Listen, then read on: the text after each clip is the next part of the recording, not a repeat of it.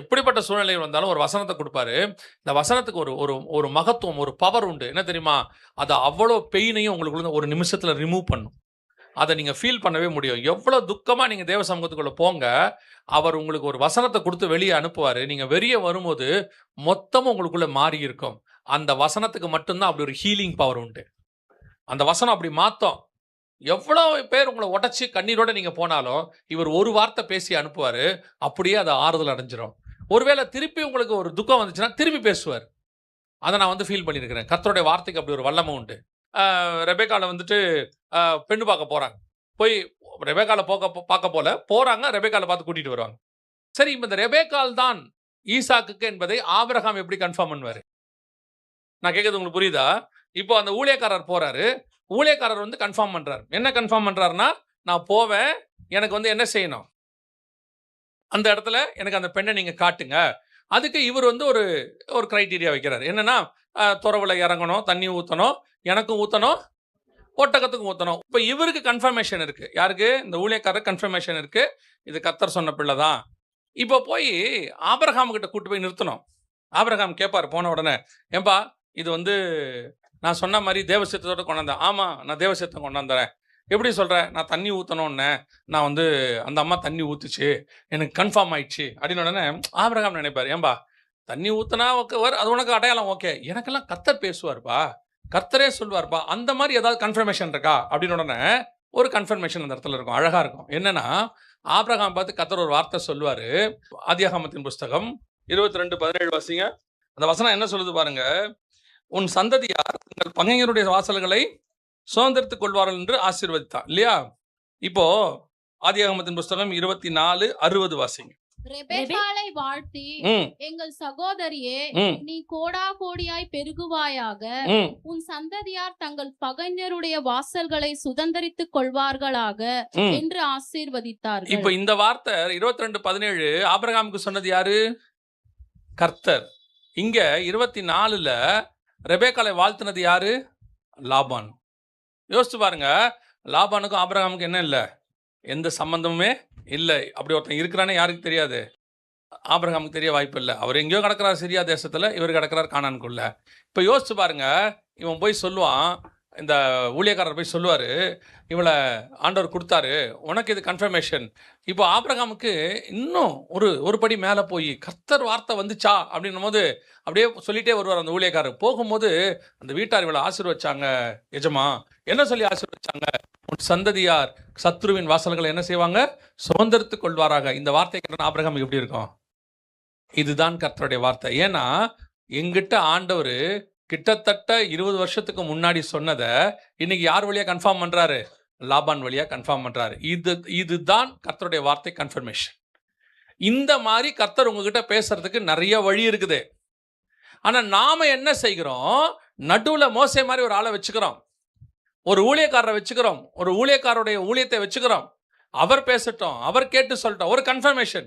நமக்கு இப்போ என்ன இருக்குது? ஒரு கர்த்தருடைய வார்த்தை இன்னொருத்தர் வழியா கன்ஃபார்ம் ஆனா ஓகே. கேட்கும் போதே நீங்க போய் என்ன சொல்லிடுறீங்க? நீங்க எங்களை கேட்டு சொல்லுங்க, ஜோம் பண்ணி சொல்லுங்க, எங்க பொண்ணுக்கு இந்த பையனை கல்யாணம் பண்ணலாமான்னு இருக்கோம், நீங்க கொஞ்சம் ஜோம் பண்ணி சொல்லுங்க. எப்படி? எதுக்கு அவர் ஜோம் பண்ணி சொல்லணும்? ஏன் நீங்க ஜோம் பண்ண மாட்டீங்க? ஏன் நீங்க கேட்க மாட்டேங்கிறீங்க? ஆண்டவர் சமூகத்தில் ஏன் காத்திருக்க மாட்டீங்க? ஏன்னா உங்களுக்கு உடனே ஒரு வார்த்தை, கர்த்தர் பேசுவாரா? கர்த்தர் எப்படி பேசுவார்? அப்ப என்ன ஆவிக்குரிய வாழ்க்கை வளர்ச்சி?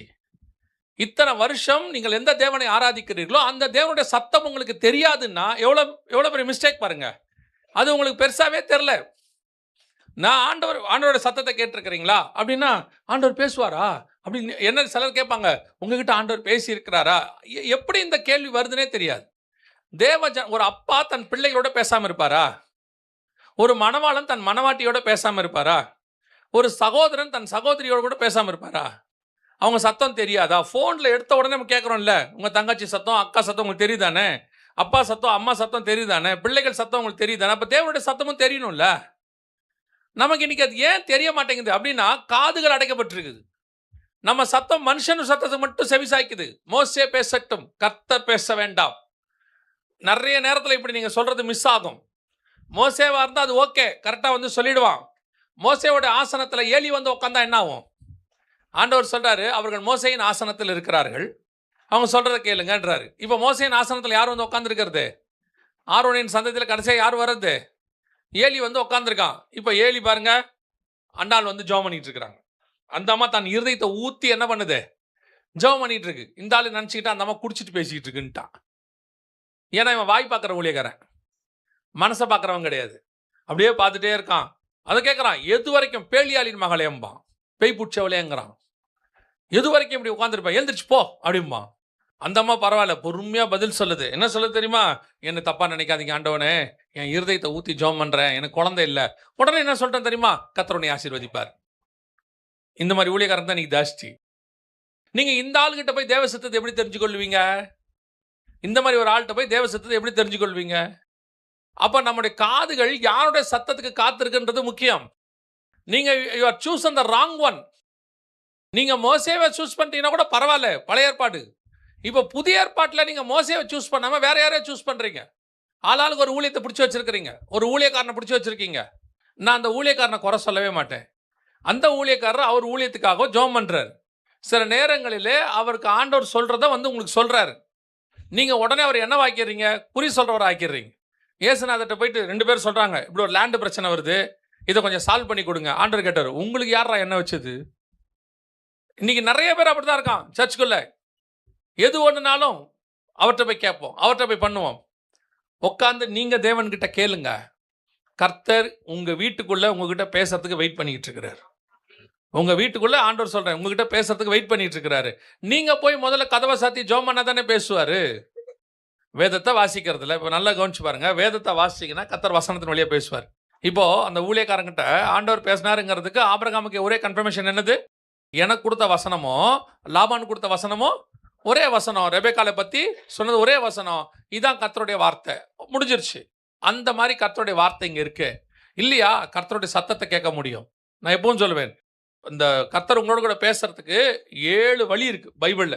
1000 வழி இருக்கு, ஒரு மிக முக்கியமா 7 வழி இருக்கு. முதல்ல ஆண்டவர் முகமுகமா பேசுவார் உங்ககிட்ட. நீங்க நல்ல ஆவிக்குரிய வாழ்க்கையில் இருந்தால் கர்த்தர் என்ன செய்வாரு? முகமுகமா பேசுவார். மோசே கிட்ட முகமுகமா பேசினார். அது மோசேங்க. புதிய ஏற்பாட்டில் வசனம் சொல்லுது, 500க்கும் மேற்பட்டவர்களுக்கு அவர் தரிசனமானார்.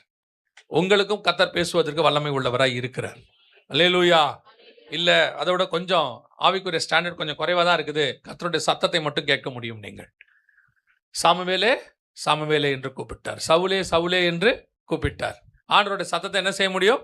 கேட்க முடியும். இல்ல இன்னும் கொஞ்சம் ஆவிக்குரிய வாழ்க்கை இன்னும் கொஞ்சம் குறைவா தான் இருக்கு, நான் கொஞ்சம் அந்த அளவுக்கு இன்னும் ஆண்டவர்கிட்ட போகல அப்படின்னு சொன்னா, கர்த்தர் தம்முடைய வேதத்தின் வழியாக உங்களோட கூட பேசுவார். வேத வாக்கியத்தை வச்சு என்ன பண்ணுவாரு? உங்களோட கூட பேசுவார். கர்த்தருடைய சத்தம் உங்களுக்கு வெளிப்படும். இதை பேசும்போது சமயத்துக்கு ஏற்ற வார்த்தைகளை கர்த்தர் கொடுப்பார். அந்த மாதிரி ஆவியானவர் மாதிரி நமக்கு கரெக்டாக பேசுறதுக்கு ஆளே கிடையாது. நான் என்னை வந்து இத்தனை வருஷத்துல என்னை வாழ வச்சது கர்த்தருடைய கிருபையும் வசனம் மட்டும்தான். எனக்கு ஏற்ற நேரத்துக்கு ஆண்டவர் வசனம் கொடுப்பார். எல்லா சூழ்நிலைகளும் சொல்லுவேன், எப்படிப்பட்ட சூழ்நிலைகள் வந்தாலும் ஒரு வசனத்தை கொடுப்பாரு. இந்த வசனத்துக்கு ஒரு ஒரு ஒரு மகத்துவம், ஒரு பவர் உண்டு. என்ன தெரியுமா? அது அவ்வளோ பெயினையும் உங்களுக்குள்ள ஒரு நிமிஷத்துல ரிமூவ் பண்ணும். அதை நீங்க ஃபீல் பண்ணவே முடியும். எவ்வளவு துக்கமா நீங்க தேவ சமூகத்துக்குள்ள போங்க, அவர் உங்களுக்கு ஒரு வசனத்தை கொடுத்து வெளியே அனுப்புவாரு. நீங்க வெளியே வரும்போது மொத்தமும் உங்களுக்குள்ள மாறி இருக்கும். அந்த வசனத்துக்கு மட்டும்தான் அப்படி ஒரு ஹீலிங் பவர் உண்டு. அந்த வசனம் அப்படி மாத்தம். எவ்வளவு பேர் உங்களை உடைச்சி கண்ணீரோட நீங்க போனாலும் இவர் ஒரு வார்த்தை பேசி அனுப்புவாரு, அப்படியே அதை ஆறுதல் அடைஞ்சிரும். ஒருவேளை திருப்பி உங்களுக்கு ஒரு துக்கம் வந்துச்சுன்னா திருப்பி பேசுவார். அதை நான் வந்து ஃபீல் பண்ணியிருக்கிறேன். கர்த்தருடைய வார்த்தைக்கு அப்படி ஒரு வல்லமை உண்டு. சரி, அந்த அளவுக்கு கூட தியானிக்கிற அளவுக்கு எனக்கு அவ்வளோ தமிழ் படிக்க வராது, எனக்கு தியானிக்கிற அளவுக்கு இல்லை. சரி, 4வது வழி ஒன்று இருக்கு. கர்த்தர் தீர்க்கதரிசிகளை கொண்டு பேசுவார். தீர்க்கதரிசிகள்லாம் நீங்க தேடி போக வேண்டாம், பழைய ஏற்பாடு மாதிரி. உங்கள் சபைக்கு போங்க, உங்கள் சபையிலே கர்த்தர் தீர்க்க தரிசனமாய் பேசுவார்.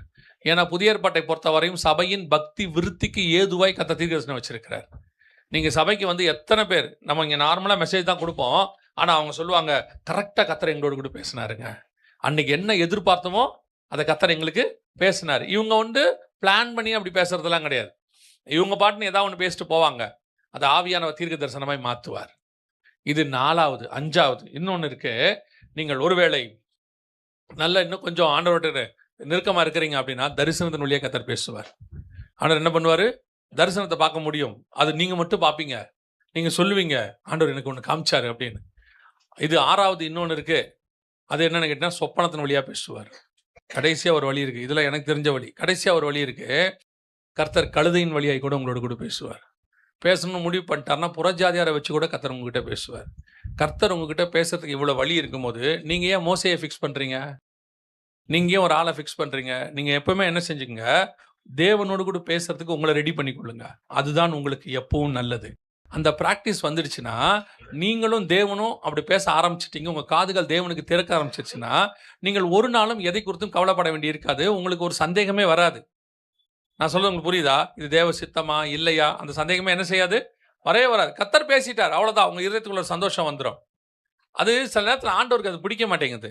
நீங்கள் இன்னொரு ஆளை வச்சு புதிய ஏற்பாட்டில் பேசுறது. இப்போ நீங்கள் சர்ச்சைக்கு கிளம்பி வரீங்க, வரும்போது பக்கத்து வீட்டில் ஒரு ஐயா இருக்கிறார், இல்லை ஒரு அம்மா இருக்காங்க, அவங்கள கூப்பிட்டு எங்கள் வீட்டுக்காரர்கிட்ட சொல்லி எனக்கு கொஞ்சம் இதை வாங்கி கொடுங்க அப்படின்னா அது உங்கள் வீட்டுக்காரருக்கு எவ்வளோ கோவம் வரும்? வருமா வராதா? அவர் கேட்பார் தானே, நான் இந்த வீட்டில் இருக்கேன் தானே, நீ ஏன் என்ன கேட்கக்கூடாது அப்படின்னா கோவம் வரும்ல. அந்த மாதிரி தான் கர்த்தர் உங்களோட கூட இருக்கும்போது நீங்கள் எதுக்கு இன்னொரு ஆளை உள்ளே ஃபிக்ஸ் பண்ணுறீங்க? அப்போ கர்த்தருக்கு என்ன வரும்? நம்ம ஆண்டவர் கோவப்படுறதில்ல, துக்கப்படுறாரு. சரி அவன் வழியா பேசுறியா, பேசி தொலை அவங்களே. ஆனால் உங்களுக்கு நீங்கள் நடுவில் ஃபிக்ஸ் பண்ணுற ஆள் மோசையாக இருந்தால் தப்பிச்சிருவீங்க, நடுவில் ஃபிக்ஸ் பண்ணுற ஆள் ஏலியாக இருந்தால் மாட்டிடுவீங்க.